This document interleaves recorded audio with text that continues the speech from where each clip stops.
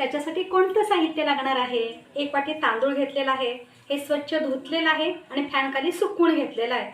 2 तास सुकण्यासाठी लागतात. 1 वाटी साखर आहे, 2 वाटी दूध आहे, वेलची पावडर आपण घालणार आहोत, मीठ आहे आणि तूप आहे. एवढ्या पदार्थामध्ये आपण छान असा गणपती बाप्पासाठी प्रसाद करणार आहोत. मग चला आता आपण पुढची प्रोसेस पाहूया. काय बनवायचं आहे, कशा पद्धतीनं करायचे आहे. तर चला मग या. आपले तांदूळ भाजून झालेले आहेत. डार्क गोल्डन असा कलर आलेला आहे. पहा पहा, तुम्हाला दिसत आहे अगदी डार्क गोल्डन असा कलर आलेला आहे. अगदी खरपूस असे आपण हे भाजून घेतलेले आहे. आता गॅस बंद करूया. हे सुद्धा आपलं छान असं बारीक झालेलं आहे.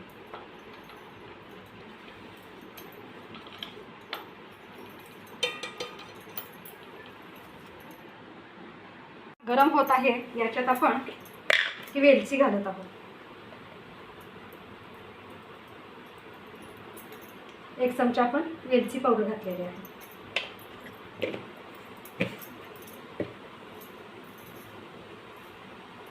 याच्यात आपण ही साखर घालत आहोत.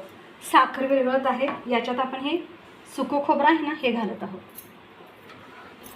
आता गणपती बाप्पाचा प्रसाद आहे म्हणताना याच्यात मी 1 चमचा ही गूळ पावडर घातलेली आहे. याला उकळी आलेली आहे. याच्यात मी 1 चमचाभर तूप घालते. आता आपण अगदी सावकाश थोडं थोडं हे पीठ घालत आहोत. एकसारखं पण हलवत राहायचं आहे, जेणेकरून गुठळ्या होऊ नये याची आपण दक्षता घ्यायची. अधूनमधून आपण हे झाकण काढून हलवून पाहणार आहोत. याच्यात आपण पाणी घालत आहोत.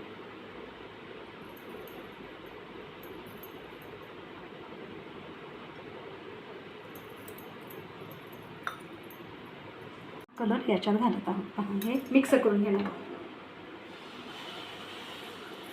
पहा, कलर छान असा हा मिक्स झालेला आहे.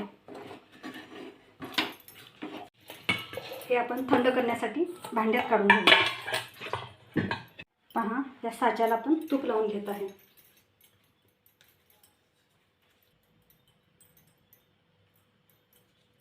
इकडे आपण हे सारण भरत आहोत.